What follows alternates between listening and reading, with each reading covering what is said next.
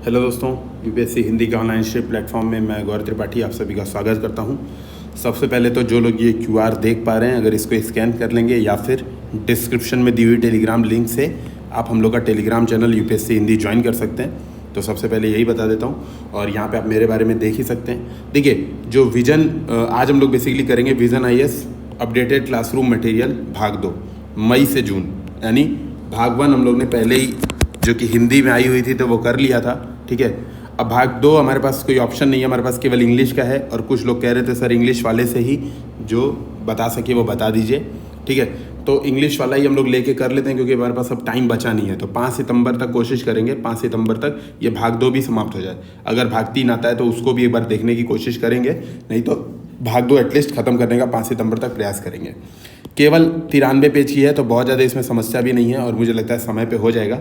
ठीक है, तो भाग 1 हम लोग सारा कर चुके हैं। आप अगर जो लोग अभी पहला वीडियो ये देख रहे हैं तो वो लोग पीटी 365 की प्लेलिस्ट इस चैनल से ओपन करें और उनको सारा वीडियो तब 25-26 वीडियो में डिटेल में डिस्कशन है भाग 2 अपडेटेड। ठीक है, अच्छा, एक जो सिंपल डाउट और था कि सर पहले जो नॉन अपडेटेड मटेरियल यानी जो रेगुलर मटेरियल है पहले वो पढ़ें फिर ये पढ़ें, क्या क्या पढ़ें क्या क्या नहीं पढ़ें। ठीक है, बार बार टेलीग्राम चैनल डायरेक्ट मैसेजेस इसके थ्रू भी पूछे जा रहे थे। तो देखिए, मैं एक बात आपसे बता देता हूँ, यहाँ पे मैंने किसी को रिप्लाई किया नहीं है वहाँ पे, यहाँ पे इकट्ठे बता दे रहा हूँ सबके लिए। ठीक है, देखिए पहले अपडेटेड पढ़ लीजिए, अपडेटेड पहले पढ़ लीजिए। क्यों? क्योंकि आप ये देखिए जनवरी से लेके, ठीक है, जनवरी, फरवरी, मार्च, अप्रैल, मई, जून, जुलाई, ठीक है, और अगस्त 8, ये देखेंगे आप 8 महीने का करंट अफेयर्स केवल अपडेटेड मटेरियल से है।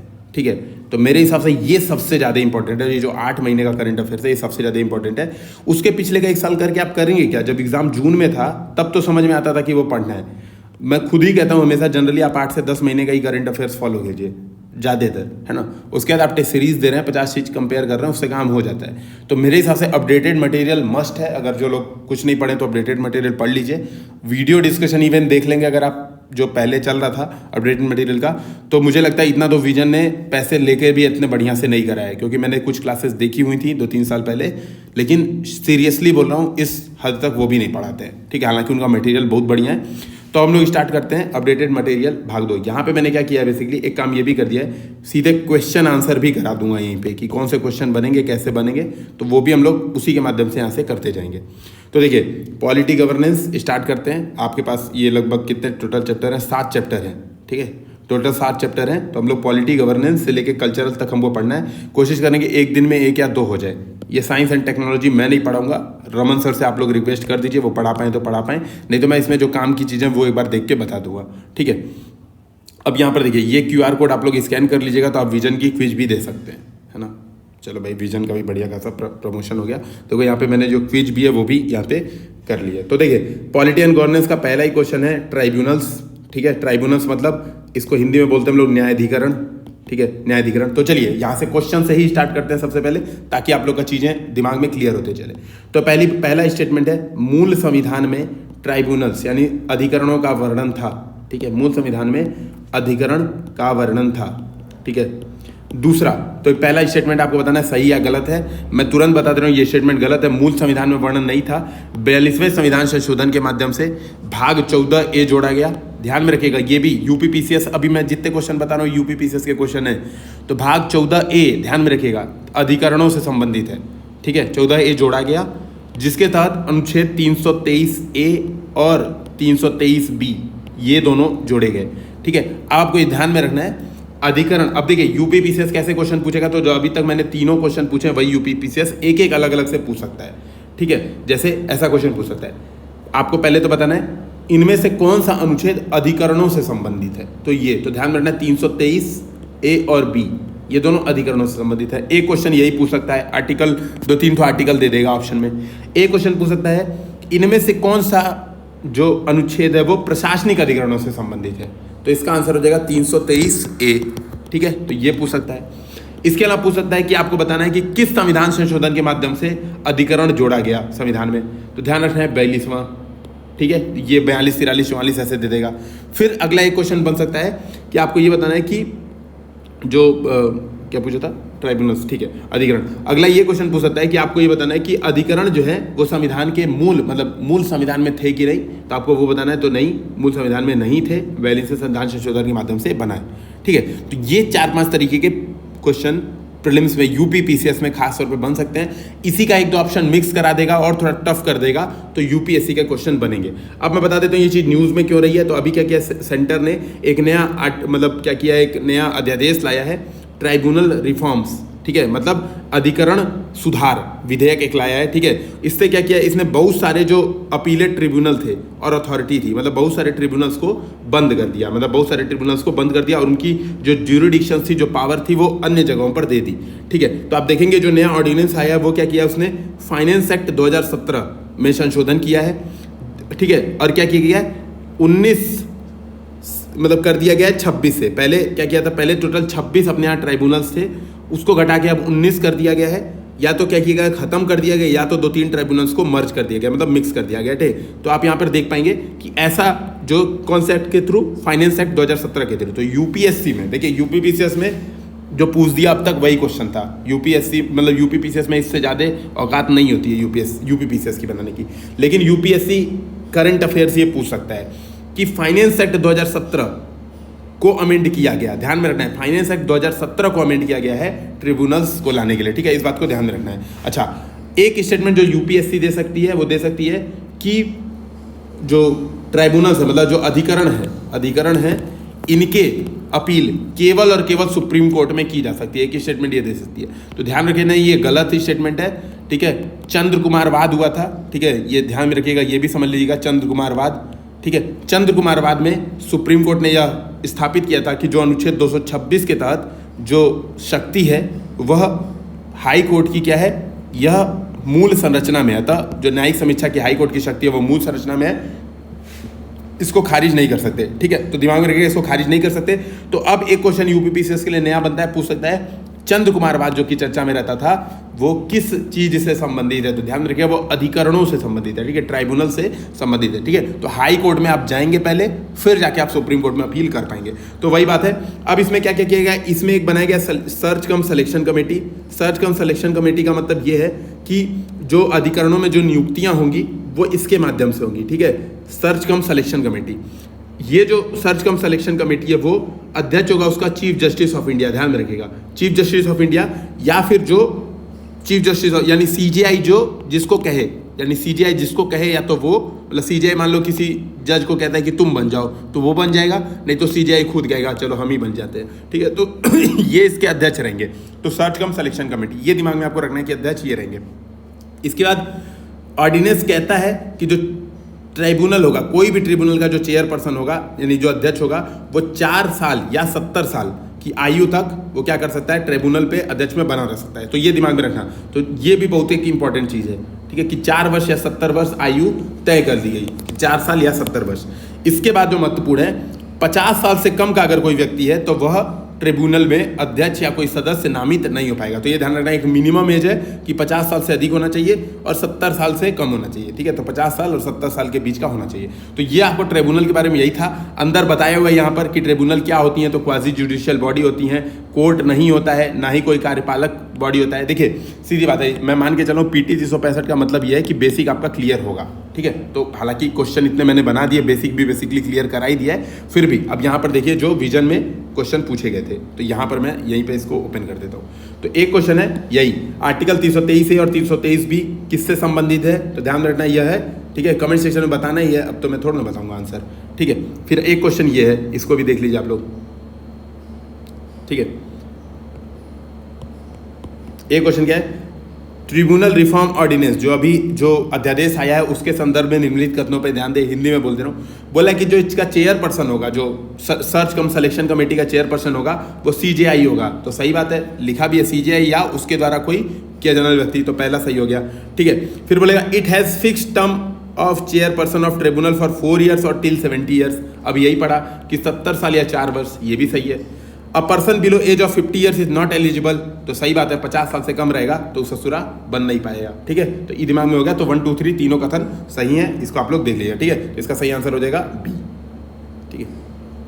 तो यहाँ से आप लोग इसको देखते रहिएगा।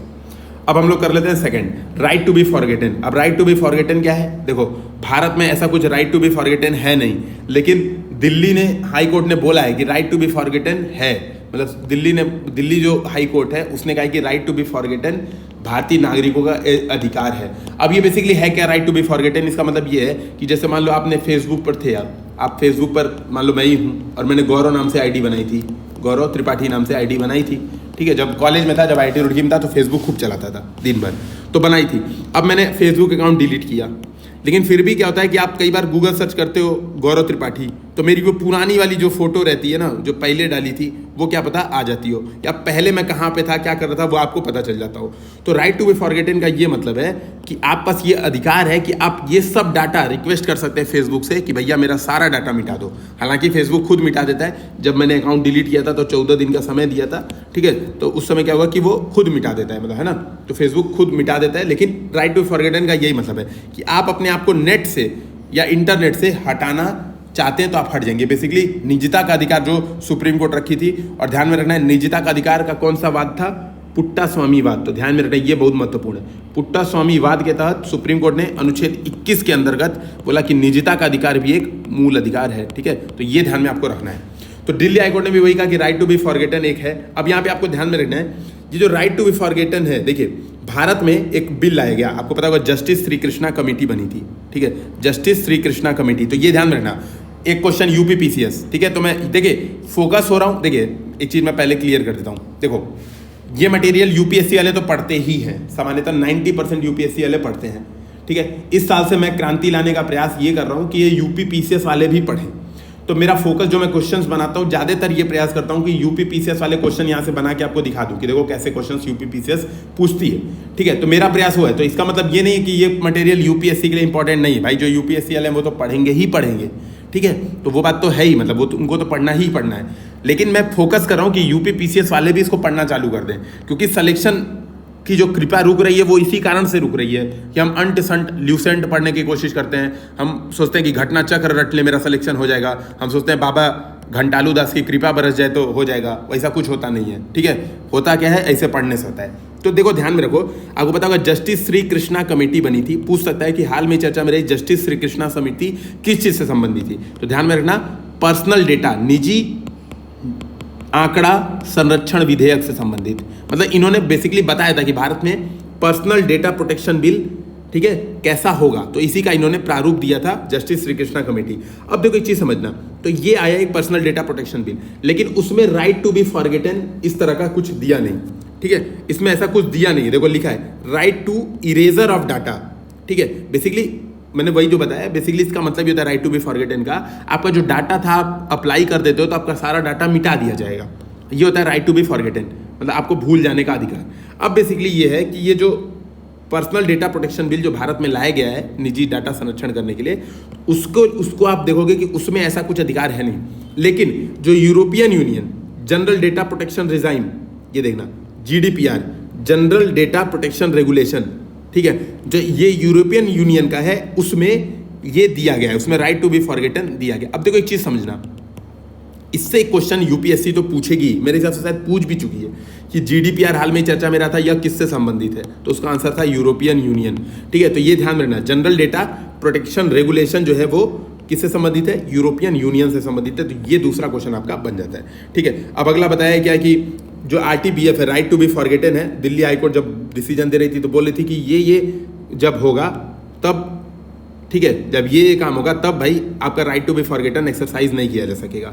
तो बताया है कि कौन कौन सा होगा, ठीक है। तो यहाँ पे देखो बोला गया कि इन केसेस में अगर मान लो फ्रीडम ऑफ एक्सप्रेशन की जरूरत पड़े, ठीक है, और आपको फ्रीडम ऑफ एक्सप्रेशन बचाने की आवश्यकता है, तो राइट टू बी फॉरगेटन आप यूज नहीं कर सकते, ठीक है। कोई लीगल एप्लीकेशन है या बृहद सार्वजनिक हित है, वही सब टाइम पास है ना, तो आप right to forgotten in cases में यूज नहीं कर सकते।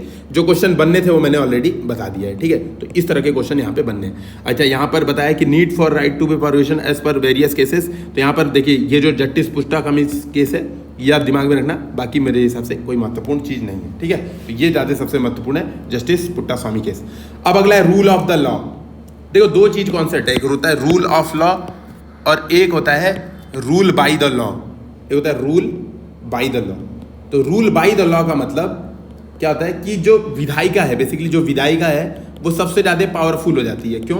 क्योंकि विधायिका ही रूल बनाती है, और बाय द लॉ मतलब जो नियम बनाए उसके आधार पे जो शासन हो रहा है उसको हम लोग बोलते हैं रूल बाय द लॉ।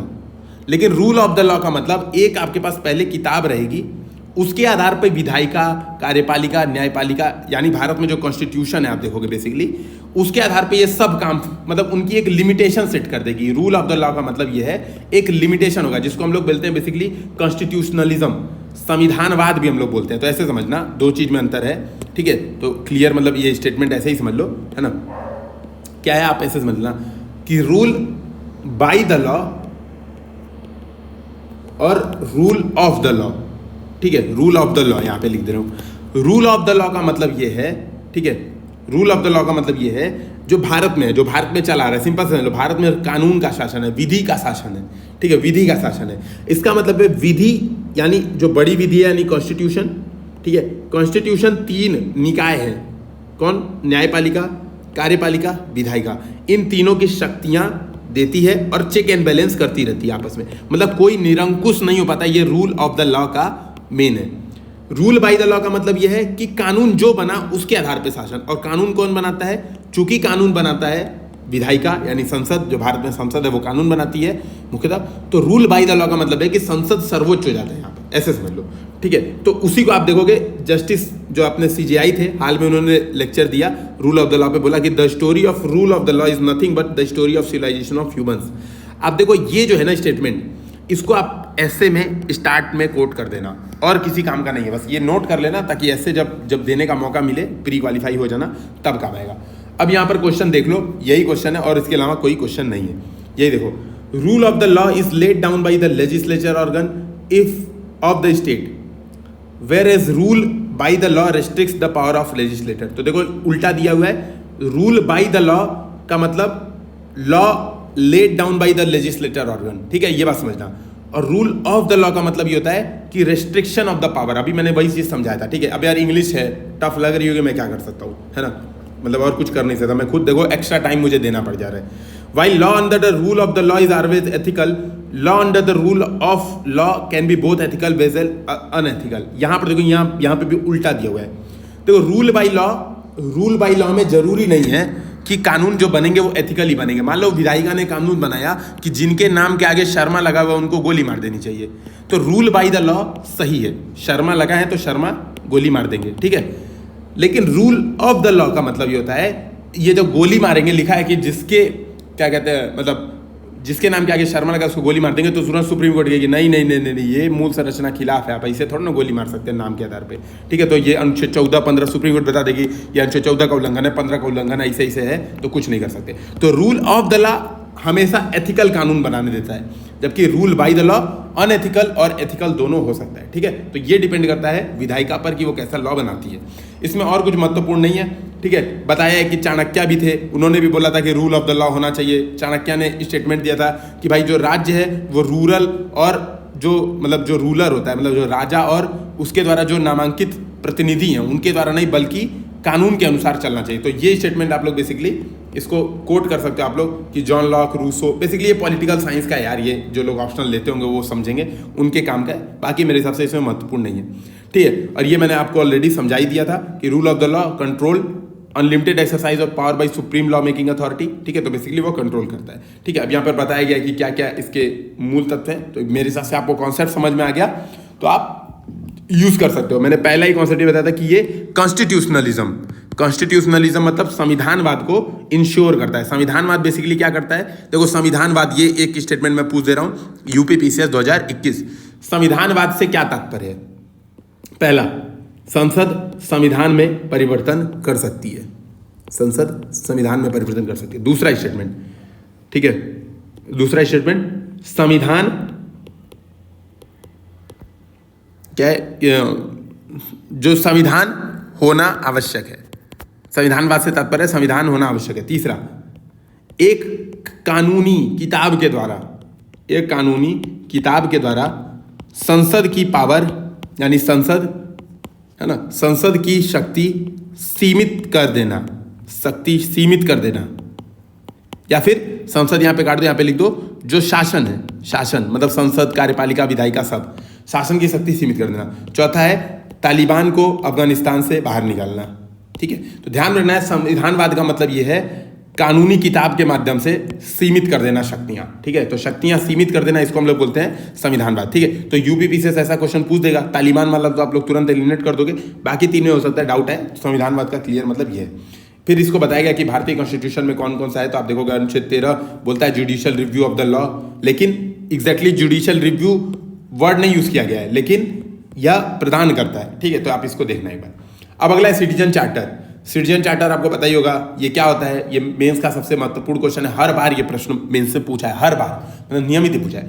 इसमें क्या होता है, मैंने जब मेंस का मैं सृजन बैच करवा रहा था और जब वीडियो डिस्कशन भी किया है, वहां पे मैंने क्लियर बताया हुआ है। देखो क्या बताया हुआ है, 5R प्रिंसिपल मैंने वहां पर बताया हुआ। 5R प्रिंसिपल मतलब राइट टाइम पे, राइट क्वांटिटी की, राइट क्वालिटी में, राइट पर्सन के द्वारा, ठीक है, और राइट सर्विसेज। ये 5R होता है सिटीजन चार्टर। बेसिकली चार्टर क्या होता है, एक बोर्ड होता है, ठीक है, एक सूचना पत्रिका होती है, एक सूचना पट्ट होता है, जहां पर ये 5R चीजें दी हों कि किस क्वालिटी की, किस क्वांटिटी में, कितनी रुपए में, किसके द्वारा, ठीक है, किसके द्वारा क्या किया जाएगा, सेवा प्रदान किया जाएगा, कौन सी सेवा प्रदान की जाएगी। ठीक है, तो 5R याद रखना, 5R प्रिंसिपल याद रखना सिटीजन चार्टर का, ये यूज करना। किसी किताब में 5R प्रिंसिपल नहीं दिया है, ठीक है, ये मेरा खुद का बनाया हुआ है, पढ़ के चीजों को समझ के यूज करता हूं। जब विजन में टेस्ट हम लोग भी देते थे, वहां पे किनारे 5R प्रिंसिपल लिख दीजिए तो +1 नंबर बढ़ जाते हैं। ठीक है, तो सीधी बात है, जब मैं किताब लिखूंगा भविष्य में तो यहाँ पर मैं इसको यूज करूंगा। अभी आप लोग पढ़ लेना पहले से, ठीक है, आप लोगों को पहले से समझ आ गया। बेसिकली वही चीज है। अब क्या है, एक चीज, अब बस ये तो सिटीजन चार्टर समझ में आ गया होगा जो लोग नहीं पढ़े होंगे। ठीक है, सिटीजन चार्टर क्या होता है। अब क्या हुआ है, देखो इधर जो इसको आप देखोगे, मॉडल पंचायती सिटीजन चार्टर फ्रेमवर्क प्रारंभ किया गया है। ठीक है, मॉडल पंचायत मतलब पंचायतों के लिए एक सिटीजन चार्टर फ्रेमवर्क प्रारंभ किया गया है भारत में। जिसके द्वारा प्रारंभ किया गया, तो बहुत ही आसान होगा, आपको पता होगा, मिनिस्ट्री ऑफ पंचायती राज, क्योंकि model panchayat citizen charter framework है तो मिनिस्ट्री ऑफ पंचायती राज ही करेगा, और को तो कोई करेगा नहीं। लेकिन किसकी सहायता से किया गया ये ध्यान रखना, NIRDPR, National Institute of rural Development and Panchayati Raj. ठीक है, तो राष्ट्रीय ग्राम विकास एवं पंचायती राज संस्थान के द्वारा, ठीक है, ये शुरू किया गया है पंचायती राज मंत्रालय के कोलैबोरेशन मतलब सहयोग के साथ, model panchayat citizen charter framework. अब देखो इसमें एक बात समझना, ये जो फ्रेमवर्क है, पहली बात तो बाध्यकारी नहीं होगा, सिंपल सी बात है, फ्रेमवर्क है यानी बाध्यकारी नहीं है। दूसरी बात यह है, इसमें कुछ ऐसा नहीं कहा गया कि जो ग्राम सभाएं होंगी वो एक प्रस्ताव के माध्यम से इसको स्वीकार करेंगे, ऐसी कोई बात नहीं है। बस फ्रेमवर्क बनाया है, ग्राम सभाएं चाहें तो इसका यूज करें, ताकि जो पारदर्शिता है, जो उनके कार्यों में जो काम कर रहे हैं, जो उनको शक्तियां दी गई हैं संविधान के, है ना, 11वीं 12वीं अनुसूची के तहत जो उनको शक्तियां दी गई हैं, ताकि उसका प्रयोग करके बेसिकली वो क्या करें, वो पारदर्शिता, जवाबदेहिता और उत्तरदायित्व सुनिश्चित कर सके। तो बेसिकली ये चीज़ है। अब देखो इधर बात ये समझनी है आपको, ये जो NIRDPR है, NIRDPR इसको ऐसे बोल रहा हूँ, ये बेसिकली आपको ध्यान देना है, यह है ग्रामीण विकास मंत्रालय के अधीन, या ग्रामीण विकास मंत्रालय के अधीन एक स्वायत्त संस्थान है। तो ये दिमाग में रखना कि ये जो NIRDPR है ये पंचायती राज मिनिस्ट्री के अंतर्गत नहीं है, ग्राम विकास मंत्रालय के अधीन है। देखो यहाँ पे लिखा हुआ है autonomous organisation under ministry of rural development. तो ये दिमाग में आपको ध्यान में रखना है कि ये एक महत्वपूर्ण चीज है, पूछ सकता है। अब देखो यहीं पर क्वेश्चन में पूछ ले रहा हूँ, यहाँ पर देखो साफ साफ लिखा हुआ है, ठीक है, यही क्वेश्चन यूपीपीसीएस में पूछ सकता है। National Institute of rural Development and Panchayati Raj, which of the following is not correct. ये ध्यान में रखना, नॉट करेक्ट ऐसा नहीं है कि नहीं पढ़ना, लिखा it is autonomous organisation under ministry of Panchayati Raj. तो गलत है भैया, यही पहला स्टेटमेंट में गलत है। ई कौन चीज का है, ग्रामीण विकास मंत्रालय का। ठीक है, तो क्वेश्चन भी आपका साथ साथ में होते रह रहा है, तो बहुत खुशी की बात है। अगला ये पढ़ लो एक क्वेश्चन और, ताकि और समझ में आ जाए, क्लियर है ना। तो ये ताकि उसके बाद मैं एक दो क्वेश्चन और आप लोग से करवा देता हूँ, जो विजन में पूछा था वो भी मैं पूछ ले रहा हूँ, ठीक है, जो एक्स्ट्रा है वो भी करवा ही दे रहा हूँ साथ में। तो बोला है कि मिनिस्ट्री ऑफ पंचायती राज ने हाल में रिलीज किया सिटीजन चार्टर, इसके संदर्भ में कथनों पर ध्यान दीजिए। अच्छा अब सुनो एक चीज़ और मैं बता रहा हूँ भैया, अभी कई लोग रोना शुरू कर दोगे, सर दिख नहीं रहा है स्क्रीन पे नहीं दिख रहा है। पहली बात पिक्सल सही कर लेना, तब दिखेगा। दूसरी बात देखो, अब बड़े हो जाओ यार, SDM बनने के कगार पे हो, है ना, प्री देने के बाद सब लोग यही सोच रहे हो कि प्री निकल जाएगा, SDM बनने के कगार पे, और ये हरकतें एकदम शोभा नहीं देती हैं। तो इसको क्या करना, जूम कर लेना, स्क्रीनशॉट लेके जूम कर लेना, मैं बोल रहा हूँ उससे सुन लेना, ठीक है, रोना एकदम नहीं, कमेंट सेक्शन में एकदम रोना नहीं है कि सर वो दिख नहीं रहा था, दिख नहीं रहा था। भाई यही मैं कर पाया हूँ, इतना मैंने कर लिया, वही बहुत है। मतलब समझ लो ये मतलब नहीं हो पाता, बहुत मुश्किल था ये चीज़ डिस्कशन करना।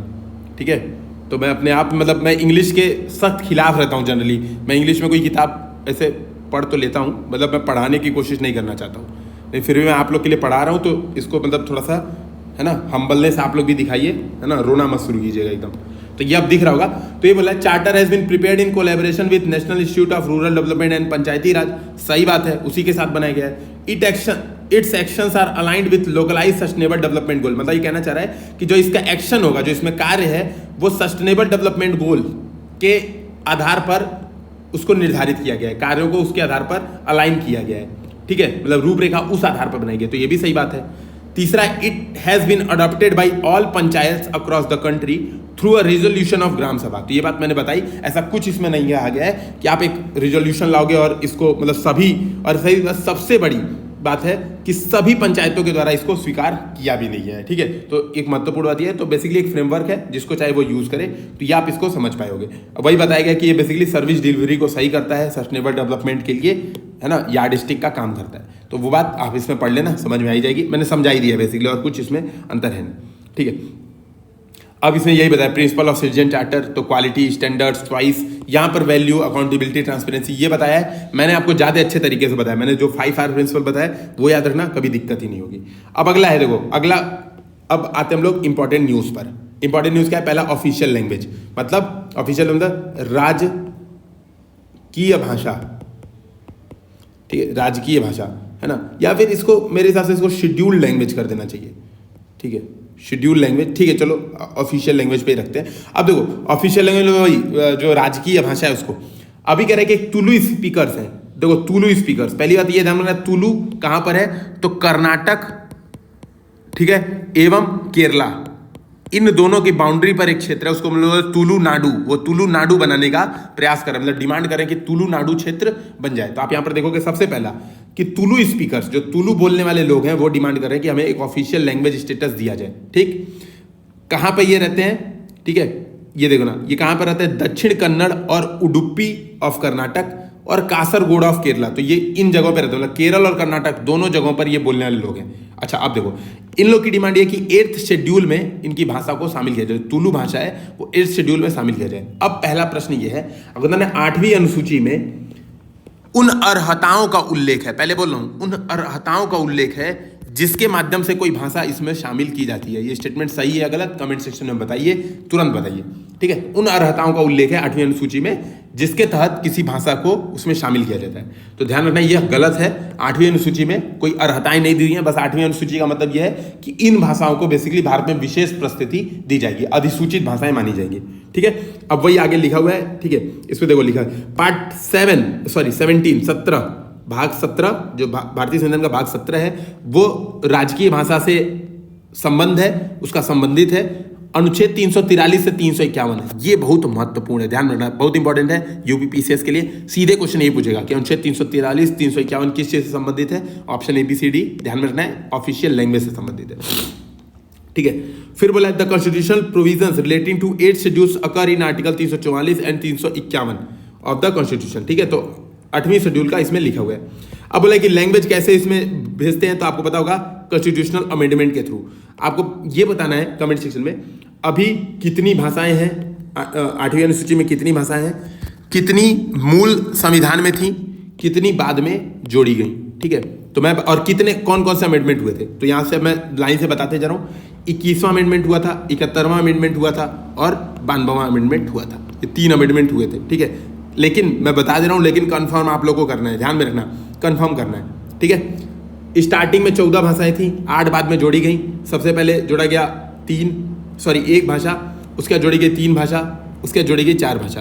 ठीक है, तो देखो यहाँ पर जोड़ी गई जो 92वां संविधान संशोधन अधिनियम था, वहाँ पे जोड़ी गई बोडो, डोगरी, मैथिली, संथाली। ठीक है, ये जोड़ा गया। ये क्या होता है? Bachelor of district magistrate services, पता नहीं कुछ भी, BDMS। तो BDMS क्या है? बोडो, डोगरी, मैथिली, संथाली यहाँ पर जोड़ी गई। ठीक है, मतलब ये आप लोग चेक करोगे जरूर, भाई मुझे याद नहीं है, मैं पहले बोला हूँ, मैं इतना रट के नहीं बैठा हूँ, है ना, वो तुक्का आदमी मारता रहता है। पहली जो भाषा जोड़ी गई थी वो सिंधी थी। ठीक है। फिर यहाँ पर जोड़ी गई यहाँ पर है बोडो डोगरी मैथिली संथाली, ये था। यहाँ पर था मणिपुरी, कोंकणी और एक भाषा और थी। एक बार चेक कर ले, मतलब वही मैं कह रहा हूँ कौन कौन सा अमेंडमेंट के माध्यम से कौन कौन सी भाषाएं जोड़ी गई, एक बार आप लोग कंफर्म करके देख लीजिएगा। अमेंडमेंट का नंबर याद कर लीजिएगा, 21, 71, 92। देखो दो चीज जोड़ो, 21 में 71 जोड़ो 92 बनता है, एक में 3 जोड़ो 4 बनता है, तो टोटल 8 भाषाएं जोड़ी गई। ऐसे आप चाहो तो मैथमेटिक्स के थ्रू याद कर सकते हो।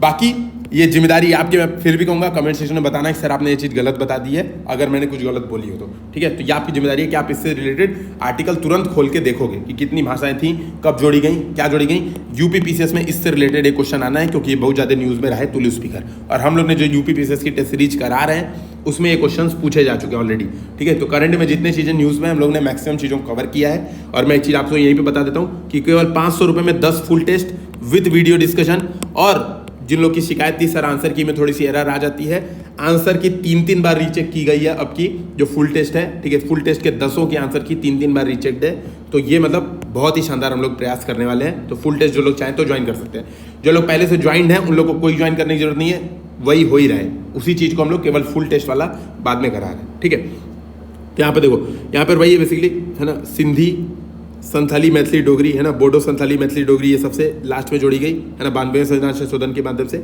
और ये 2200 के बारे में बता दिया है, ठीक है। तो ये आप दिमाग में रखना। अब अगला फॉर्मेशन ऑफ न्यू डिस्ट्रिक्ट, ठीक है। अच्छा देखो, तो ये भाषा वाला आप लोगों को दिख गया। अब यहाँ पर ये पढ़ो, क्वेश्चन करवा लेता हूँ। यहाँ पर क्वेश्चन है कौन सा लैंग्वेज, अब रुको यार इसको मैं थोड़ा सा क्रॉप कर ही देता हूँ, नहीं तो आप लोग कहोगे कि सर दिख नहीं रहा है।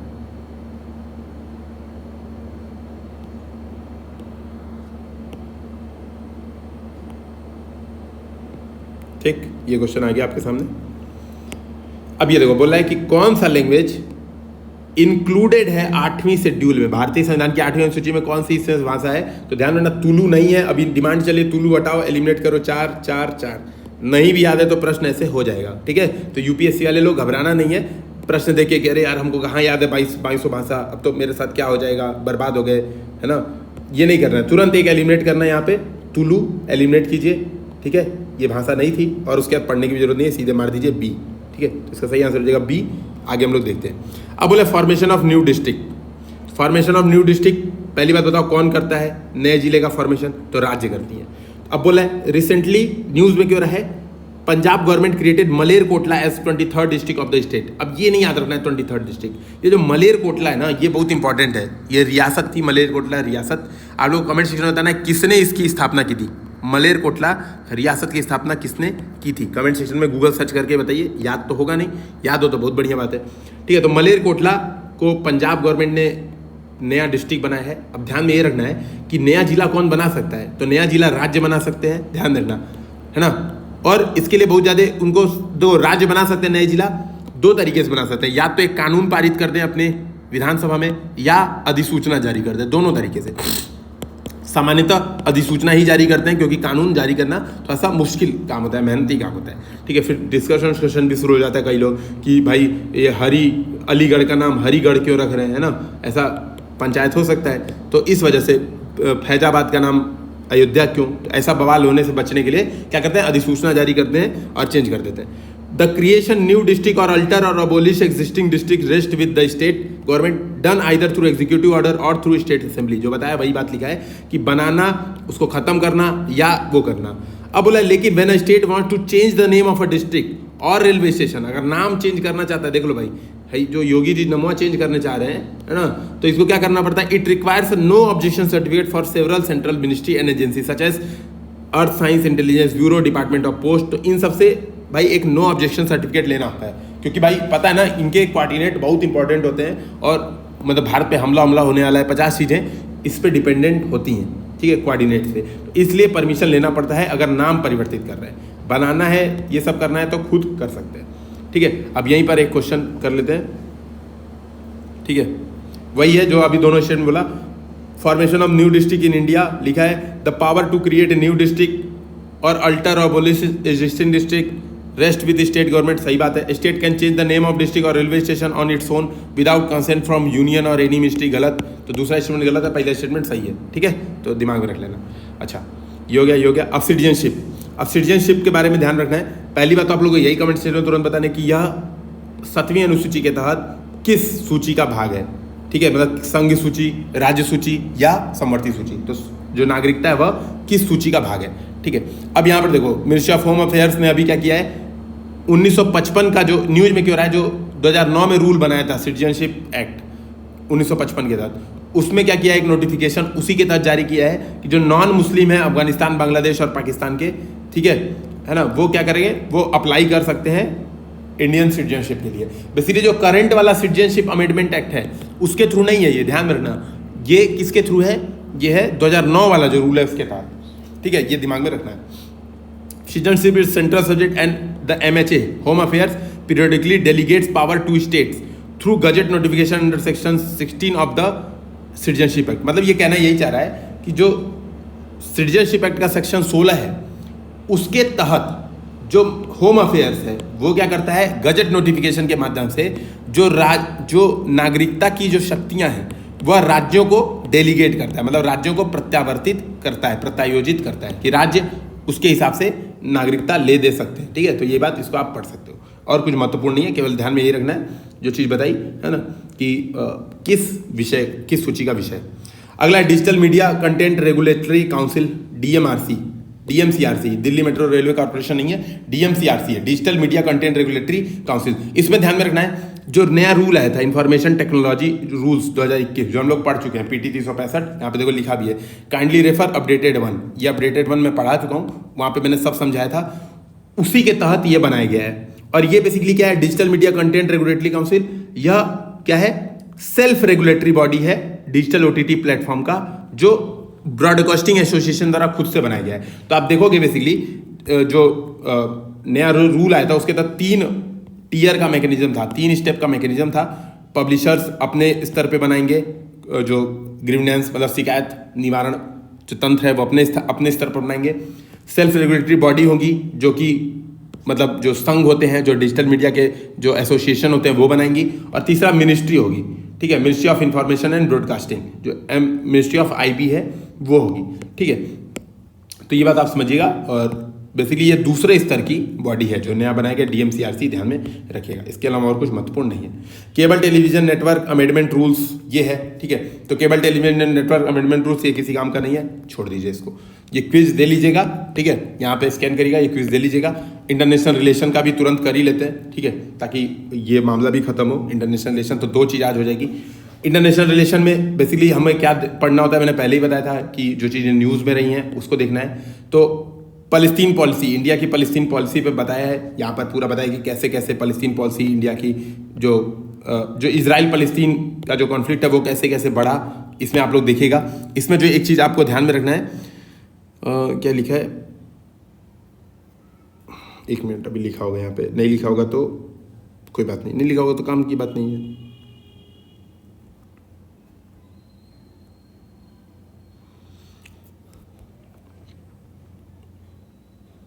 मैड्रिड कॉन्फ्रेंस नहीं, मुझे नाम याद नहीं आ रहा है, तो कोई बात नहीं, जब नहीं लिखा है यहाँ पे भी तो भी कोई काम का नहीं है, ठीक है। अब देखो यहाँ पर क्वेश्चन कैसे कैसे बनते हैं ये ध्यान रखो। पहला है आपको ध्यान रखना है जो वेस्ट बैंक है, वेस्ट बैंक, ये बहुत ज़्यादा ध्यान रखना है। तो इसको वेस्ट बैंक क्यों कहते हैं भाई, पहले तो आप लोग कमेंट सेक्शन में बताइए वेस्ट बैंक क्यों कहते हैं।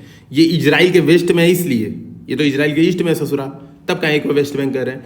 ये देखो ये जो एक बगलिया में रिवर जा रही है, नदिया की धार, ये है जॉर्डन रिवर, और जॉर्डन रिवर के पश्चिम किनारे पे इस वजह से इसको बोलते हैं वेस्ट बैंक, ठीक है, ये ध्यान रखना। यहाँ पे रामल्ला एक जगह है, रामल्ला, जहाँ पे हम लोग बेसिकली मानते हैं कि फिलिस्तीन की राजधानी है रामल्ला, ठीक है। राम और अल्लाह दोनों लोग मिलकर रामल्ला बना दे रहे हैं, ध्यान रखना। जेरूसलेम भी यहीं पर है, वेस्ट बैंक के आप देखोगे बगल में है। गाजा स्ट्रिप आप देखो, पहले 2-3 चीज़ की लोकेशन यहाँ पे बस महत्वपूर्ण है। देखिए इस पूरे जो इजराइल फलस्तीन पॉलिसी है, इंडिया फलस्तीन की पॉलिसी है, इसमें आपको 2 चीज़ें बस ध्यान में रखनी है। पहली बात लोकेशंस ध्यान में रखना है, जैसा जैसा जो बता रहा हूँ वो ध्यान में रखना है। दूसरी चीज़ 2 स्टेट सॉल्यूशन। तो ये क्वेश्चन पूछ सकता है कि 2 स्टेट पिक्चर कौन कौन हीरो हीरोइन था, तो आलिया भट्ट थी कि कौन था, ये आपको बताना होगा, ये नहीं पूछेगा।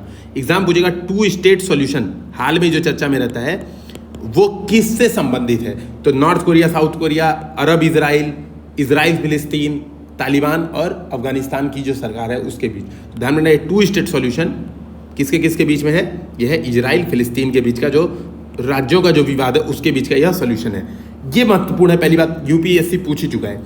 यहाँ पर देखो, जॉर्डन नदी के पश्चिम किनारे पर वेस्ट बैंक है, ये ध्यान में रखना, ठीक है। जॉर्डन रिवर देखोगे बाउंड्री बनाती है इजराइल और जॉर्डन का, ठीक है, इजराइल और जॉर्डन की बाउंड्री बनाती है, इसको देखिए। दूसरी बात है गाजा स्ट्रिप। तो गाजा स्ट्रिप क्या एक पतली सी पट्टी है जो कि इजिप्ट और इजराइल के बाउंड्री पे, ठीक है, ये दिमाग में रखना है। यहीं पर ये फिलिस्तीन वाले रहते हैं, यहीं पे झगड़ा चलता रहता है। फिर आपको ध्यान में रखना है महत्वपूर्ण बात, ये इसको जो बोलते हैं गोलन हाइट्स, ठीक है, गोल गोल हाइट्स है। ये गोलन हाइट एक पठारी क्षेत्र है, इजराइल ने इसको झगड़ा करके ऑक्यूपाई कर लिया। यहीं पे एक सी ऑफ गैलीली है, गैलीली सी है ना, गैलीली सागर है। ध्यान रखना, जो गोलन हाइट है वो किन किन राज्यों से मिलता है? लेबनान, सीरिया, जॉर्डन, इजराइल, ठीक है। तो ये 4 राज्यों से मिलता है, एलएस, जॉर्डन और इजराइल। तो कुछ देख लो, याद करना तो कर लो, मतलब 4 राज्य हैं, दिमाग में रखना। गोलन हाइट्स 4 राज्यों से मिलता है, सीरिया, जॉर्डन, इजराइल और लेबनान, ठीक है। ये महत्वपूर्ण चीज़ है, मतलब मेरे हिसाब से। इसके अलावा इसमें कुछ महत्वपूर्ण नहीं था। सीधी बात है, इजराइल, भारत प्रारंभ तौर से फिलिस्तीन का सपोर्ट करते आया है और भारत चाहता है कि जो फिलिस्तीन वासी हैं, जो विस्थापित हैं, वो सही से स्थापित हो जाएं अपने अपने अपने लोकेशन पे। वही सब बताया हुआ है कि कैसे कैसे भारत का जो डेवलपमेंट हुआ, जो फॉरेन पॉलिसी वो है।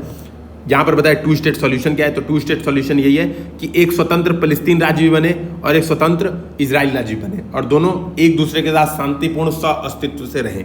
वही है 2 स्टेट सॉल्यूशन। इसका हिस्ट्री बताइए कि पील कमीशन 1937 की एक रिपोर्ट आई थी, है ना, ऐसे कुछ बताया। मेरे हिसाब से ये एक महत्वपूर्ण, आप चाहिए तो ध्यान रखिएगा, मैड्रिड पीस कॉन्फ्रेंस में 2 स्टेट सॉल्यूशन एग्री किया गया।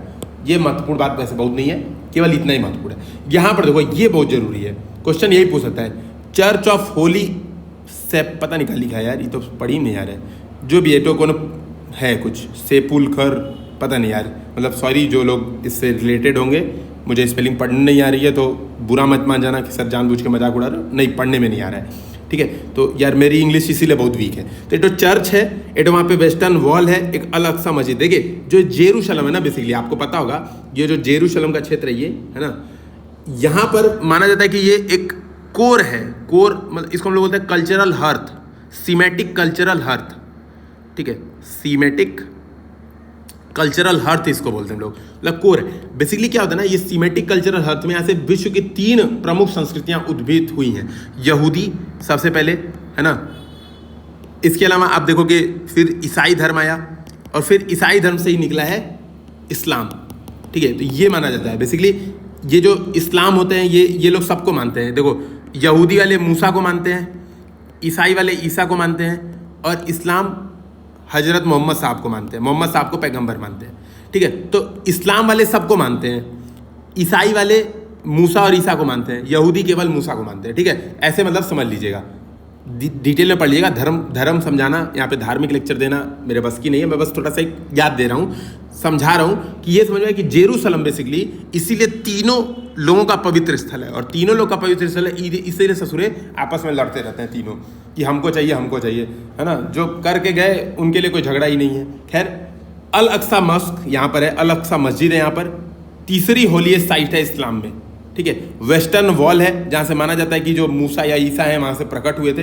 तो place sacred to Judaism, Church of Holy Sepulchre, ठीक है, एक चर्च है यहाँ पर, है ना, जो जीसस क्रूसिफिकेशन जहाँ पे जीसस का हुआ था। इन कारणों से यह जेरूशलम महत्वपूर्ण, आप दिमाग में रखिएगा। डी हाइफिनेशन जो टर्म है, ध्यान रखना, भारत ने डी हाइफिनेट किया है इजराइल। जैसे पहले क्या होता था, समझा दे रहा हूँ थोड़ा सा शॉर्ट में, ये क्योंकि ये पूछता है कि कई बार डी हाइफिनेशन सब जो भारत की विदेश नीति के बहुत ही ज़्यादा उसमें रही है, चर्चा में रही है, वो किससे संबंधित है। तो आपको देखो समझना ही है कि डी हाइफिनेशन बेसिकली कुछ नहीं है। पहले भारत फिलिस्तीन और इजराइल के साथ संबंधों को एक दूसरे से संबंधित करके देखता था। मतलब जब फिलिस्तीन जाते थे नेहरू जी, तो साथ में इजराइल भी जाते थे, जब इजराइल जाते थे तो फिलिस्तीन भी जाते थे। जो भी प्रधानमंत्री, नेहरू जी का नाम नहीं ले रहा हूँ, कोई भी प्रधानमंत्री जाता था तो एक दूसरे के साथ साथ जाता था। अब क्या है, डी हाइफिनेट कर दिया है। डी हाइफिनेट मतलब इजराइल के संबंध में जो हमारी फॉरेन पॉलिसी होगी उसको हम फिलिस्तीन के चश्मे से नहीं देखेंगे, और जो फिलिस्तीन के संदर्भ में हमारी फॉरेन पॉलिसी होगी उसको इजराइल के चश्मे से नहीं देखेंगे। दोनों इंडिपेंडेंट हमारी फॉरेन पॉलिसी होगी, हमारे हितों पर आधारित दोनों फॉरेन पॉलिसी होगी, ठीक है। अगला है India UK summit, India UK relation. मेरे हिसाब से इसमें कुछ महत्वपूर्ण नहीं है। एक बार रोड मैप 2030, बस ध्यान रखना कि हाल में इंडिया यूके वर्चुअल समिट आयोजन किया गया, जिसमें रोड मैप 2030 अडॉप्ट किया गया, जिससे कॉम्प्रिहेंसिव स्ट्रेटेजिक पार्टनरशिप को बढ़ाया जा सके। इसमें क्या क्या चीज़ें हैं, किसी काम की नहीं है, आप लोग देख लेना, मतलब मेरे हिसाब से कोई महत्वपूर्ण नहीं है, ठीक है ना। जैसे अब यहाँ पे देखो, launch a global green grid initiative, include a political declaration by national leader and increase technical, financial and research cooperation to help deliver India's vision one sun one grid। ठीक है, बेसिकली यही कह रहा है कि एक जो ये महत्वपूर्ण आप चाहिए तो इसको नोट कर सकते हैं।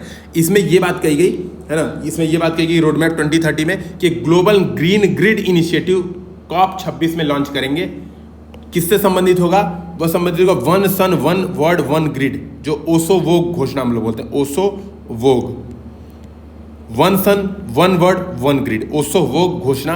ठीक है, यही पूछ सकता है यूपीपीसीएस में कि किससे संबंधित है, तो ध्यान देना एक सूर्य है ना, एक विश्व एक ग्रिड से संबंधित है। इसके लिए ग्लोबल ग्रीन ग्रिड इनिशिएटिव बात की जा रही है शुरुआत करने के लिए, और कोई महत्वपूर्ण इसमें काम का नहीं है। अगला डेप्थ ट्रैप डिप्लोमेसी। आपको पता होगा डेप्थ ट्रैप डिप्लोमेसी क्या होता है। देखो, महत्वपूर्ण बात यह है कि इंडिया के जो जियो स्ट्रेटजिस्ट ब्रह्मा चेलानी थे, कई बार इनका न्यूज़ में आप लोग नाम सुनते होंगे, तो ब्रह्मा चेलानी ने इस वर्ड को उछाला था, डेप्थ ट्रैप डिप्लोमेसी। इसका मतलब ये होता है बेसिकली कि कोई कंट्री दूसरी कंट्री को उधार देती है, उधार ससुरे बहुत ब्याज पे देते हैं, अधिक ब्याज पे। अब ये जो कंट्रियाँ है, ये उधार जो वापस नहीं कर पाती है, कहते हैं अब तुम्हारी ज़मीन हमार, ठीक है, तुहार खेतवा हमार, ऐसे ही जो लगान वाला था वैसे ही होता है। तो बेसिकली अब यही आप देखोगे, चाइना ने श्रीलंका पर हम्बन टोटा लिया, उनको उधार दे के फिर हम्बन टोटा कब्जा कर लिया। उसी को बोलते हैं हम लोग डेप्थ ट्रैप डिप्लोमेसी, कि अपने उधार के जाल में फंसाना है ना। बस बेसिकली करते क्या है, एक बार उधार देते हैं $1 बिलियन, वो बढ़ के $1.5 बिलियन हो जाता है। तो अब भाई वापस जो ब्याज है $0.5 बिलियन, इस ससुरे भर पाते नहीं है, तो कहते हैं चलो हमसे एक काम करो, $0.5 बिलियन और ले लो, उधार चुका देना। फिर ये 1.5 बन जाता है, और ये ब्याज पे ब्याज ब्याज पे ब्याज ब्याज पे ब्याज, डेप्ट का एक ट्रैप क्रिएट हो जाता है। ठीक है, उसी बोलते हैं हम लोग, जो मतलब नौ उपनिवेशवाद जो चाइना की नीति है।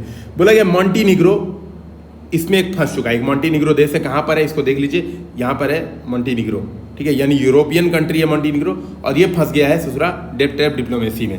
उसी को आप देख पाएंगे है ना, उसको आप समझा पाएंगे है ना। इसमें और कुछ महत्वपूर्ण बात नहीं, इसमें महत्वपूर्ण बात यह है कि बहुत सारे समझौते, मतलब बहुत सारी आप देखोगे पहलें शुरू की गई हैं इस डेप्थ ट्रैप डिप्लोमेसी के खिलाफ, बहुत सारी पहलें शुरू की गई हैं। इसमें एक है ब्लू डॉट नेटवर्क, और ब्लू डॉट नेटवर्क में कौन है? यूएसए, जय है बेसिकली, जय वीरू, अभी इंडिया नहीं है इसमें, मतलब इंडिया शामिल हो गया लगभग है ना।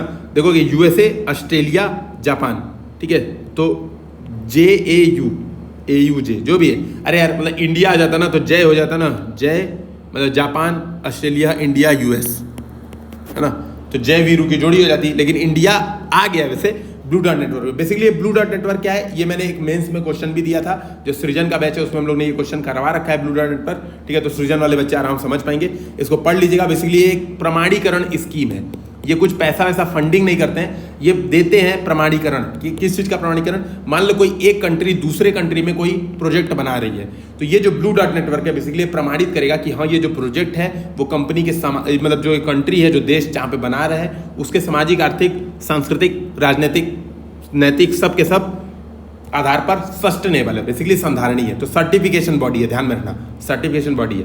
अगला है coalition for disaster resilient, CDRI, ये भारत ने शुरू की थी, ठीक है, तो ये भी वही सब है, UN एजेंसीज के साथ USA इसमें शामिल हुआ है, coalition for disaster रिजाइलेशन। Asia Africa growth corridor, Bharat और जापान के मध्य। इसी में आप देखोगे जो इंपॉर्टेंट है ग्लोबल इंफ्रास्ट्रक्चर फैसिलिटी और build back better world partnership, ये दो सबसे महत्वपूर्ण है, ये दिमाग में रखना। जो इनिशिएटिव शुरू किए गए हैं बेसिकली ग्लोबल इंफ्रास्ट्रक्चर फैसिलिटीज क्या है, G20 देशों का इनिशिएटिव है, ठीक है, ताकि क्या करेंगे, प्राइवेट इन्वेस्टमेंट को बढ़ावा देने के लिए, और किस लिए, ताकि विकासशील देशों में निजी निवेश को बढ़ावा दिया जा सके। तो ग्लोबल कोऑपरेशन है G20 देश का, जिसको बोलते हैं GIF, ग्लोबल इंफ्रास्ट्रक्चर फैसिलिटीज, तो ध्यान रखना। Build back better world, B3W partnership है G7, अभी हाल में G7 द्वारा इसको लॉन्च किया गया था कि $40 ट्रिलियन इंफ्रास्ट्रक्चर के लिए इन्वेस्टमेंट लाएंगे, कोशिश करेंगे, है ना। तो ये पार्टनरशिप बनाया गया, build back better world partnership, ठीक है, किसके द्वारा? G7। तो ये दो महत्वपूर्ण है मेरे हिसाब से, अभी रिसेंट में न्यूज़ बनाए, UPPCS UPSC में यह पूछा जा सकता है। सिंपल ऑप्शन दे देगा किसके द्वारा है। अगला न्यूक्लियर डिसआर्मामेंट है ना। अब देखो आपको बताया कि सिपरी है, सिपरी शॉर्ट में बोलते हैं हम लोग, Stockholm international peace research institute. इसने एक रिपोर्ट दी, बोले कि बहुत ज़्यादा भाई न्यूक्लियर बम बढ़ रहा है, तो दुनिया कहती है तो बढ़ने दो, क्या करें, है ना। वही बात है, इन्होंने एक रिपोर्ट दी है, उसमें कहा है कि इंडिया का न्यूक्लियर वॉरहेड बढ़ गया है, 156 हो गया, पहले 150 था। 2021 में 6 मोदी जी का किए हैं न्यूक्लियर बम बनाए हैं, कि पाकिस्तान कुछ करेगा तो 6 ठो में से 6 को फोड़ देंगे नयका वाला ना, तो तबाह हो जाएगा। तो देखिए वही है, तो ये स्टेटमेंट याद रखना बस, क्योंकि यूपीएससी में सामान्यतः एक ऐसा स्टेटमेंट देगा कि न्यूक्लियर हथियारों के संदर्भ में निम्नलिखित कथनों पर ध्यान दें। भारत के न्यूक्लियर हथियार 2020 से 2021 के दौरान बढ़े हैं, तो ध्यान देना, हाँ भाई बढ़े। हम लोग सोचेंगे नहीं भाई भारत शांति प्रिय राष्ट्र है, बौद्ध धर्म मानते हैं हम लोग, है ना, और मतलब झगड़ा वगड़ा नहीं चाहते हैं, तो कैसे बढ़ाएंगे हम लोग न्यूक्लियर? तो सही बात है, न्यूक्लियर बढ़ा है। पाकिस्तान चाइना भी बढ़ा है, रशिया यूएसए विश्व का 90% न्यूक्लियर वेपन रखते हैं, ये बात दिमाग में रखना। फिर इसमें बताया गया कि न्यूक्लियर डिसआर्मामेंट क्या है, मैंने ऑलरेडी जो पीटी अपडेटेड मटेरियल 1 था उसमें समझा रखा है, मेंस में क्वेश्चन दे रखा है, यूपी पीसीएस ने भी मेंस में क्वेश्चन ये बना रखा है, ठीक है। शॉर्ट में एक बार बता दे रहा हूँ कि न्यूक्लियर डिसआर्मामेंट बेसिकली होता है कि खत्म करना या घटाना न्यूक्लियर वेपन को, ठीक है।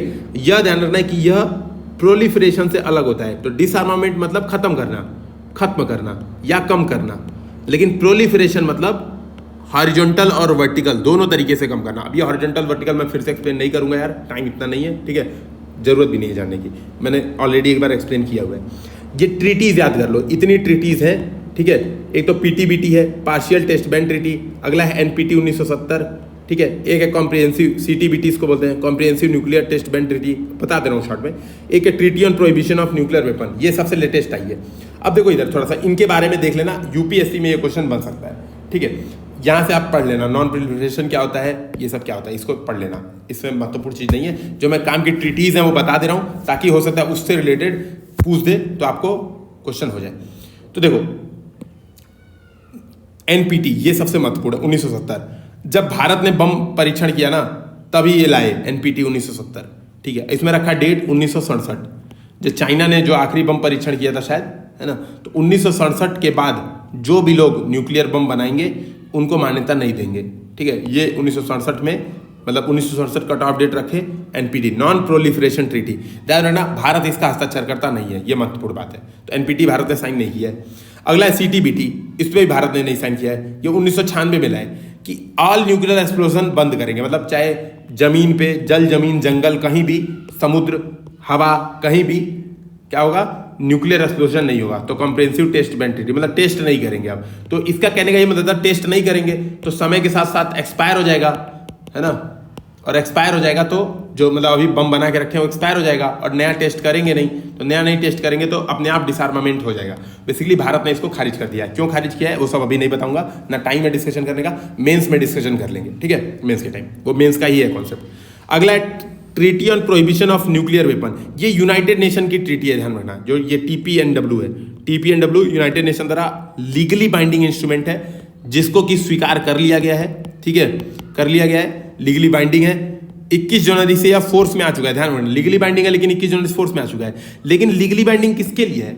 जो लोग साइन किए हैं उनके लिए, साइन नहीं किया है काय का लीगली बाइंडिंग, ठीक है। तो ये बात दिमाग में रखना, इसमें ये सब समझाया हुआ है, ठीक है। कॉन्फ्रेंस ऑन, भारत केवल एक चीज को मानता है, कॉन्फ्रेंस ऑन डिसआर्मामेंट, इसी को भारत कहता है कि न्यूक्लियर, जैसे ना थोड़ा सा शॉर्ट में समझा दे रहा हूँ ताकि समझ जाएगा। जब ये यूनाइटेड नेशन में पारित हुआ अभी, है ना, एक तो ऑर्गेनाइजेशन है ICAN करके, देखना एक बार, उसको नोबेल प्राइज भी मिला है इसी के लिए, ठीक है। बेसिकली वो जो ऑर्गेनाइजेशन है उसने जब इसको यूनाइटेड नेशन ने पारित करा दिया तो इंडिया से बोले कि भैया तुम लोग भी साइन कर दो। तो इंडिया मना कैसे करे? तो इंडिया बोला देखो हम साइन कैसे करें, ये तो चाइना है, तो पाकिस्तान है, दो बड़का बड़का बम रख के बैठे हुए अगल बगल में। दूसरी बात कि हम तो एक के चीज को मानते हैं जो यूनाइटेड नेशन ने पहले से शुरू हुआ था, एक तो पहले से चला आ रहा है कॉन्फ्रेंस ऑन डिसआर्मामेंट, इसी के तहत जो बात होगी हम पहले से भाई उसमें बंधे हुए हैं, हम उसी के तहत बात मानेंगे, वही डिस्कशन कर रहे हैं। तुम लोग काहे नया नया ठेठो चोचला क्रिएट कर रहे हो नया नया, तो हम नए कर नहीं मानेंगे, पुरनके वाले में जो करना है करवाओ, सबसे बात करवाओ, ठीक है। तो यही है, it was formed 1979 as a single multilateral disarmament negotiation. देखो ये अकेला है, ध्यान रखना, फोरम इंटरनेशनल कम्युनिटी के द्वारा जहां पे डिसआर्मामेंट से रिलेटेड बातचीत की जा सकेगी, ठीक है। 1996 में जब CTBT का कंक्लूजन हुआ तब से एकदम बंद है कॉन्फ्रेंस ऑन डिसआर्मामेंट, कोई करता वर्ता है नहीं, ठीक है, वैसे भी कोई सुनेगा नहीं, ठीक है। फिर इंडिया की न्यूक्लियर डॉक्ट्रिन बताया, आपको पता ही होगा, है ना। फिर अगला, अभी कितने पॉइंट्स और बचे हैं, ठीक है, बस खत्म ही होने वाला है, चलो इसको कर ही लेते हैं ना, इसको खत्म करके ही दम लेंगे आज। ये हो गया। अब बोला India civil nuclear energy corporation, तो एक आपको ध्यान रखना है यहाँ पर, कुडनकुलम जो न्यूक्लियर प्लांट है, ठीक है, कुडनकुलम जो न्यूक्लियर प्लांट है, ये दिमाग में आपको रखना है। ये किसके सहायता से बनाया गया? रोसैटम। रोस्तम मत पढ़ना भाई, रोसैटम है रसिया की न्यूक्लियर एनर्जी सप्लायर है, उसको बोलते हैं रोसैटम, वो कुडनकुलम बना रहा है, ठीक है, ये दिमाग में रखना। अब इसमें एक चीज़ देखो महत्वपूर्ण क्या है, भारत एनएसजी का हस्ताक्षर करता है कि नहीं, कमेंट सेक्शन में बताइए। तो नहीं है, सबको पता ही होगा, मुझे पता है, आप लोग को पता होगा, ठीक है। मुझे ये पता है कि आप लोग को पता है कि मुझे नहीं पता है, ऐसा जो भी है कोई बात नहीं। इंडिया के पास 3 स्टेज न्यूक्लियर एनर्जी प्रोग्राम है एक ठो, ठीक है। अब देखो ये क्या है 3 स्टेज न्यूक्लियर एनर्जी प्रोग्राम, इसको जल्दी समझ लेते हैं। देखो 3 स्टेज न्यूक्लियर एनर्जी प्रोग्राम ये है इंडिया का। क्वेश्चन अपने आप में यही बनता है, यहाँ पर क्या था, स्टेज 1 हमारे पास सबको पता होगा कि थोरियम बहुत ज़्यादा है, और जो हमारे एक ठो प्रमुख साइंटिस्ट थे, और साइंटिस्ट ऑब्वियस सी बात है बहुत ही प्रमुख ही होते हैं, होमी जहांगीर भाभा, शायद भाभा ही थे, अभी देख लूँगा एक बार, भाभा ही थे क्योंकि बार्क उन्हीं के नाम पे बना है, ठीक है। भाभा एटॉमिक रिसर्च सेंटर उन्हीं के नाम पे बना है। तो जो भाभा थे, ठीक है, जैसे पता है एक चीज़ मैं आपको बताऊँ, सीक्रेट चीज़, कि मैं चाहूँ तो बार्क में जा सकता हूँ, लेकिन आप लोग नहीं जा सकते हैं भाभा एटॉमिक रिसर्च सेंटर में। क्यों मैं जा सकता हूँ, आप लोग नहीं जा सकते हैं? क्योंकि मैंने पहले पन्ने पे ये बताया था, शायद किसी ने पता नहीं ध्यान में दिया हो कि नहीं दिया हो, ये चीज़ कि मैं KVPI स्कॉलर हूँ, ठीक है, किशोर वैज्ञानिक, और वो वहाँ पे वैज्ञानिकों के लिए जो मुझे एडमिट कार्ड मिला है उसके थ्रू मैं जा सकता हूँ आराम से, लेकिन आप लोग की एंट्री नहीं होगी, ठीक है। तो ये बात समझिएगा, किशोर वैज्ञानिकों के लिए बार्क में घुसना अलाउड है। अब देखो यहाँ पे खैर जाने की ज़रूरत ही नहीं है ना। अब इधर देखिए ये क्या, कहाँ पे हम लोग थे, 3 स्टेज न्यूक्लियर पढ़ रहे थे हम लोग, है ना। हाँ, तो देखो 3 स्टेज न्यूक्लियर जो भारत का है, आपको बताओ भारत के पास थोरियम बहुत ज़्यादा है, लेकिन भारत के पास यूरेनियम नहीं है ससुरा, है ना। अच्छा, तो जो भाभा थे, भाभा ने सोचा कि एक काम करते हैं, यूरेनियम हमारे पास कम है, तो शुरू में यूरेनियम खरीदते हैं, कीन लेते हैं किसी देशों से, और खरीद के फिर क्या करेंगे, थोरियम जो हमारे पास है उसको यूटिलाइज करके एक ऐसा काम कर देंगे कि भारत के पास कई वर्षों तक एनर्जी कम में नहीं होगी। तो वो क्या किए, कई ठो बनाए, एक को बोला ब्रीडर रिएक्टर, ठीक है, एक को बोला फास्ट ब्रीडर रिएक्टर FBR। तो ब्रीडर रिएक्टर का मतलब ब्रीडिंग खुद कर रहा है, मतलब पैदा खुदे कर रहा है, और एक ठो को बोले pressurise heavy water reactor PHWR, ठीक है। देखो अच्छा मैं एक बार बता दे रहा हूँ खुद से, फिर मैं एक बार जो यहाँ पे डायग्राम बना होगा वहाँ के भी थ्रू कंफर्म कर दूंगा, ठीक है। तो देखो यहाँ पर क्या है, यहाँ पर यूरेनियम जो नेचुरल यूरेनियम है, ठीक है, जो पृथ्वी में से निकलता है उसका यूज़ करते हैं, यहाँ से एनर्जी निकलती है और निकलता है प्लूटोनियम, ठीक है, एनर्जी डेल्टा E, और यूरेनियम विखंडित होता है तो निकलता है प्लूटोनियम, ठीक है। अब जो इसका ससुरा का प्लूटोनियम है इसको यूज करते हैं हम लोग थोरियम के साथ सेकंड वाले में, यहाँ पर यूज करते हैं तो यहाँ पर निकलता है यूरेनियम, और इस यूरेनियम को थोरियम के साथ यूज करते हैं तो ये बार बार क्या करता है, यूरेनियम बनाते जाता है, और ये साइक्लिकल बन जाता है बेसिकली, कभी इसमें एनर्जी खत्म नहीं होती। आप थोरियम डालते जाइए, और वो होता है ना, आलू डाला सोना निकाला, आलू डाला सोना निकाला, ये तो बयान आप लोग सुने ही होंगे, तो वैसा ही है, ठीक है। आलू डाला चिप्स निकाला कि सोना निकाला, कमेंट सेक्शन में बताइएगा किसका बयान है।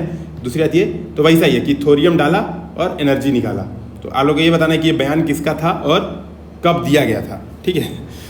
अब देखिए इधर इंडिया का 3 स्टेज यहीं पे समझा दे रहा हूँ फिर से वापस दोबारा, ताकि आप लोगों को समझ में आ जाएगा।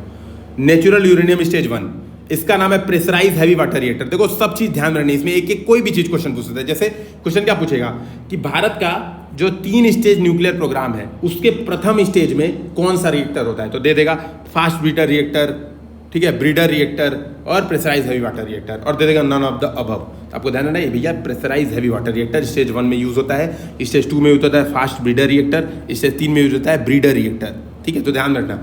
अब देखो मैंने बताया था नेचुरल यूरेनियम डालो, यहाँ से एनर्जी निकलेगी और प्लूटोनियम निकलेगा। दूसरे वाले में क्या करो, यही जो ससुरा प्लूटोनियम निकला था उसको डाल दो और थोरियम डाल दो, और यहाँ से प्लूटोनियम बनने लगेगा, उसको भी डालते जाओ बार बार, क्योंकि थोरियम और प्लूटोनियम रिएक्शन करेंगे, बेसिकली विखंडन करेंगे, तो प्लूटोनियम बनते जाएगा, इसको डालते रहो, एनर्जी निकालते रहो, ठीक है। थर्ड स्टेज में, अच्छा यहाँ से एक जो सेकंड स्टेज में यूरेनियम भी निकलेगा, ये भी बताया था मैंने, एकदम सही है, मुझे याद है मैंने यही बताया था। तो यूरेनियम भी निकलेगा, और यूरेनियम निकलेगा नेचुरल, इसको थोरियम के साथ डालते रहो थर्ड स्टेज में, तो ये अपने आप ब्रीडिंग करते जाएगा और बनाते रहेगा, ठीक है। तो ये आपको दिमाग में रखना है। तो ये क्या करेगा, ये भारत का 3 स्टेज का रिएक्टर है, और ये बहुत इंपॉर्टेंट है, ठीक है, ये बहुत इंपॉर्टेंट है। इसमें रहना एक न्यूक्लियर सप्लायर ग्रुप, ये जब भारत ने बम बनाया था पहली बार, पोखरण 1 बोलते हैं जिसको, ठीक है, पोखरण 1 जब बनाया था तो उसके बाद इसको स्टार्ट किया गया कि जो NSG में नहीं रहेंगे न्यूक्लियर सप्लाई ग्रुप में, उनको कोई भी न्यूक्लियर मटेरियल हम लोग नहीं बेचेंगे, ठीक है। तो भारत को ही बेसिकली भारत के खिलाफ ही बनाया गया, और भारत ही इसमें शामिल होने का बहुत ज़्यादा प्रयास कर रहा है। ठीक है। तो उसी को आप यहाँ पर समझाया, स्टेज 1 स्टेज 2, या फिर मैंने ऑलरेडी आप लोगों को समझा दिया, तो अब इसमें कुछ महत्वपूर्ण नहीं है। अगला इंटीग्रेटेड थिएटर कमांड। देखो भाई आप लोग समझ पा रहे हो ना सृजन कितना बेस्ट प्लेटफॉर्म है, सृजन आंसर राइटिंग, ये भी वहाँ पे करा है इंटीग्रेटेड थिएटर कमांड, ठीक है, ये भी वहाँ पे डिटेल में कराया हुआ है ना, मुझे लगता है कि आप लोग पता भी होगा क्या इंटीग्रेटेड थिएटर कमांड। भारत में आपको पता होगा कि अभी 3 ठो लोग हैं, जल थल वायुसेना, इनको मिलाकर अब देखो कि भारत में बहुत सारे कमांड है, सेंट्रल कमांड है, ईस्टर्न कमांड है, कहीं पे वायुसेना की। जैसे भारत में भी क्या है, जैसे मान लो ये भारत का नक्शा है, तो यहाँ पर जो है मान लो यहाँ पर मिलिट्री रहती है, थल सेना रहती है, जो देखोगे उधमपुर, जहाँ पे मेरे पिताजी पोस्टेड थे बहुत पहले उधमपुर में, यहाँ पे पापा की पोस्टिंग हो चुकी है, पापा भी आर्मी में थे मेरे, ठीक है। तो नॉर्दर्न कमांड उधमपुर में, यहाँ पर आप देखोगे यहाँ पर रहती है थल सेना, ठीक है, थल सेना यहाँ पे रहती है। तो यहाँ पे वायुसेना और जल सेना नहीं रहती है। अब समस्या क्या होता है, कई बार ऐसा होता है ना काम कि तीनों का इंटीग्रेटेड, जैसे मान लो पाकिस्तान को डरवाना है, मान लो पाकिस्तान से पीओके वापस लेना है, मान लो अब पीओके वापस लेना है तो कैसे लेंगे पीओके, आर्मी घुसेगी भाई, आर्मी सीधे डायरेक्ट घुसेगी, लेकिन इस ससुर पाकिस्तान वाले क्या कहेंगे, अच्छा आर्मी भेज रहा उधर और यहाँ तो हम हार गए भाई, आर्मी क्योंकि हमारी बहुत बहादुर है, तो पाकिस्तान वाले हार ही जाएंगे, सिंपल सी बात है, हारेंगे, समझना।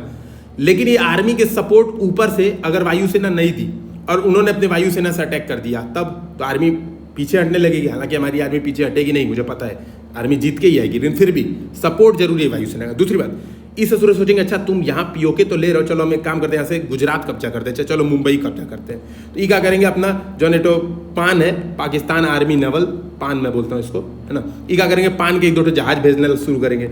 अब यहाँ पर जल सेना को भी क्या करना पड़ेगा, बेसिकली तीनों को एक साथ अप्रोच से तैयारी करनी होगी। अब इसी के लिए क्या किया जाता है, इवन आप देखोगे यहाँ पे छोटा सा एक जो पंगोंग से लेक भी है, यहाँ पर पंगोंग सो लेक, उस लेक में भी नौसेना की बहुत ही उपस्थिति जरूरी है, ठीक है, क्योंकि नौसेना के जो जहाज हैं वो सब बहुत सही से वहाँ पे चल सकते हैं। इसी के लिए क्या किया गया कि तीनों का जो कोऑर्डिनेशन है, तीनों वायुसेना जल सेना थल सेना का बढ़िया से बन सके, इसलिए क्या किया गया, इंटीग्रेटेड थिएटर कमांड की बात की गई कि तीनों लोग मिलजुल के काम करेंगे, एक एक कमांड बना दीजिएगा कि ये एरिया अलग, वेस्टर्न कमांड इसको बना दिया, इसको बना दिया ईस्टर्न कमांड, इसको बना दिया नॉर्दर्न कमांड, मान लो ऐसे बता रहा हूँ जस्ट कि ऐसे बना दिया। यहाँ पे देखोगे आप कितने कमांड है यहाँ पे बनाए गए, northern command, western command, eastern command, air defence command, maritime theatre, logistic command, तो 6 ठो कमांड बोला गया कि बनाया जाएगा, ठीक है। वहां पे क्या होगा कि तीनों जो है थल जल वायु सेना तीनों एक साथ कोलैबोरेशन में काम करेंगी। अब बताओ भारत में 3 सर्विसेज यानी ट्राई सर्विसेज कमांड आपको कमेंट सेक्शन में बताना है, भारत की पहली ट्राई सर्विसेज कमांड कहां पर स्थापित है, ठीक है, आपको वो कमेंट सेक्शन में बताना है। मैं बता दे रहा हूं अंडमान निकोबार, ठीक है, तो आप देखोगे वही सब बताया गया है, ठीक है ना। सेकत्तर कमेटी की जो रिपोर्ट है उसमें ऐसा ऐसा कहा था। अब यहाँ पर और कुछ काम की चीज़ नहीं है, ठीक है। अब हम लोग देख लेते हैं इंटरनेशनल रिलेशन ऑफ मैप, हमारे काम की है, बस वो थिएटर कमांड समझना था। यहाँ पर आप देखोगे रतले, जिसको इंग्लिश में रैटल पढ़ा जाता है, भाई रैटल ही पढ़ लेना जो लोग रैटल पढ़ना चाहते हैं, ठीक है, मुझे रतले पढ़ता हूँ मैं। तो रतले हाइड्रो इलेक्ट्रिक प्रोजेक्ट कहाँ पर है, जम्मू कश्मीर में चेनाब नदी पर है, ये महत्वपूर्ण है, ध्यान रखना, चेनाब नदी पर रतले जल विद्युत परियोजना। तो क्या क्वेश्चन पूछी, बताओ भैया, रतले हाल में चर्चा में आया, रटले, तुम लोग भी रट लो भैया, पास तब होगी। तो रटले जो जल विद्युत परियोजना है वो किस नदी पर है, तो देगा रावी, भेलम, जाज, सतलुज, तो ध्यान रखना चेनाब, कोई अभी ऑप्शन नहीं था, चेनाब था, ठीक है। तो चेनाब है, पाकिस्तान वाले हमेशा रोते रहेंगे भाई हम कोई हाइड्रो इलेक्ट्रिक प्रोजेक्ट बनाएंगे तो रोबे करेंगे, तो कोई मतलब नहीं है। अगला है बैरन आइलैंड, तो बैरन आइलैंड कहाँ पे है, अंडमान निकोबार, उसमें बैरन आइलैंड है, ये भी दिमाग में रखना है। यहाँ पर देखो अगला चाइना में तियानमेन स्क्वायर, ठीक है, तियानमेन स्क्वायर एक प्रसिद्ध जगह है, आपको पता होगा कि 70 के 80 के दशक में वहाँ पर एक आंदोलन हुआ था, तियानमेन आंदोलन। बेसिकली वहाँ पे क्या हुआ था, बीजिंग में है ये जगह, वहाँ पे क्या हुआ था कि जो चाइना की सेना थी उसने टैंकों के माध्यम से छात्रों को, बीजिंग यूनिवर्सिटी के जो छात्र थे उनको कचल दिया था, ठीक है। तो ये है। फिर है किर्गिस्तान तजाकिस्तान, यहाँ पर आप देख लो किर्गिस्तान तजाकिस्तान सेंट्रल एशिया के देश हैं। यहाँ पर क्या हुआ कि झगड़ा चल रहा था, सीज फायर कर लिए हैं, तो इस वजह से न्यूज़ में है, कोई महत्वपूर्ण बात नहीं है। अफगानिस्तान आपको पता ही है कि तालिबान के कारण न्यूज़ में है। ये दहला डैम, इस ससुरा डैम बहुत ज़्यादा न्यूज़ में था। आपको पहली बात तो ये बताना है किस प्रोविंस में, तो यहाँ पे लिखा है कंधार प्रोविंस में। आपको बताना है कि ये कमेंट सेक्शन में बताइए क्या यह भारत द्वारा निर्मित किया गया दहला डैम, कमेंट सेक्शन में आपको बताना है। तो क्वेश्चन ये पूछेगा कि दहला डैम के संदर्भ में निम्नलिखित कथनों पर ध्यान दीजिए, ठीक है। तो पहला स्टेटमेंट ये है कि यह भारत के द्वारा अफगानिस्तान में निर्मित किया गया है, तो गलत है, ध्यान रखना, यह यूएसए के द्वारा निर्मित किया गया है दहला डैम, ठीक है। और फिर आपको बताना है किस नदी पर है, तो 2 चीज़ आपको बताना है, किस नदी पर और तो यूएसए के द्वारा, ये तो मैंने बता दिया, नदी आप लोग कमेंट सेक्शन में बताएंगे। अगला है बेलारूस, न्यूज़ में क्यों रहा है? ब्लैक सी। अब देखो ये जो ब्लैक सी है ना, ये जो ब्लैक सी कहाँ पर है? यहाँ पर है, ठीक है। किन किन राज्यों के किन मतलब सीमा इसकी साझा होती है? ब्लैक सी, ठीक है। तो ब्लैक सी के किनारे कौन कौन से राज्य हैं, तो यहाँ पे ध्यान रखना है, मैं बता दे रहा हूँ कमेंट सेक्शन में, आप लोग बताना है। रूस, जॉर्जिया, बुल्गारिया, तुर्की और कौन सा है, बेसिकली ऐसे हम लोग याद किए थे, यूरो, जातू, बुरू, ऐसे याद कर लो। तो बुल्गारिया, रूस, जॉर्जिया, तुर्की, रोमानिया और यूक्रेन, ठीक है। तो ये 6 राज्य या 6 देश इसके किनारे हैं। ये पूछ सकता है कि किन देश की सीमाएं ब्लैक सी से लगती हैं, ठीक है। फिर अल्बानिया न्यूज़ में रहा है, इसको देख लीजिएगा आप लोग, है ना। Religious festival Lag B'Omer, ठीक है, ये ध्यान में रखना है। इसके अलावा मेरे हिसाब से जो है ये इथोपिया का जो टिग्रे रीजन है, टिग्रे रीजन है, यहाँ पर मतलब आप देखोगे कि बहुत ज़्यादा वो आया है, क्या बोलते हैं, अकाल वकाल यहाँ पे पड़ा हुआ है और बहुत ज़्यादा एट्रोसिटी मतलब बहुत ज़्यादा अत्याचार हुआ है वहाँ के लोगों पे। तो टिग्रे रीजन आपको बस दिमाग में रखना है कि यह इथोपिया में है, ठीक है। एक बात ये दिमाग में रखनी है कि इथोपिया में टिग्रे क्षेत्र पूछेगा, मतलब ऐसे यूपीएससी वाले में मैच 2 कॉलम ऐसे दे देगा कि हाल में चर्चा में टिग्रे, ठीक है। फिर एक दे देगा कंधार, कहाँ पे, तो आपको मिला लेना है, ठीक है। तो मेरे हिसाब से ये भी इंटरनेशनल रिलेशन भी हम लोग का खत्म होता है। यहाँ पर आप चाहिए तो ये ध्यान रखिए, इंडो थाई कॉर्पोरेट इन, पता नहीं कौन भाषा में लिखा है भाई, समझ में नहीं आ रहा है, जो भी है, सागर अराक्षल इंडिया श्रीलंका, मतलब छोड़ दो इसको। इंडियो थाई कॉर्पोरेट इन यूना वोफोर, पता नहीं क्या है, इंडिया EU नावल फोर्सेस, अरे ऐसे देख लो, कुछ नहीं है, ये बढ़िया हुआ नाम नहीं पड़ा। देखो समझा ही दे रहा हूँ। इंडियो थाई जो मतलब भारत ये पहला है एक्सरसाइज, भारत थाईलैंड के बीच का एक्सरसाइज को बोलते हैं कॉर्पेट, ठीक है, कोऑपरेटेड पेट्रोलिंग, ऐसे याद कर लो, इंडो थाई। दूसरा इंडिया यूरोपी नवल फोर्सेस एक्सरसाइज, तो लिखा ही है ईओ, जो EU है इंडियन यूरोपियन नवल फोर्सेस, ठीक है, वही लिखा हुआ है। सागर अराक्षल इंडिया और श्रीलंका के मध्य एक्सरसाइज है, तो ये याद रखिए। उसके बाद दोस्तों ये जो QR कोड है इसको स्कैन करिए और टेस्ट जरूर दीजिए, ठीक है, टेस्ट दीजिए ताकि आपको पता चले कि यार जो हम लोग पढ़ाए हैं काम का पढ़े हैं कि नहीं पढ़े हैं, ठीक है। इस सर आज का डिस्कशन समाप्त करते हैं। जय हिंद, जय भारत। नेक्स्ट वीडियो में इकोनॉमिक्स खत्म करेंगे।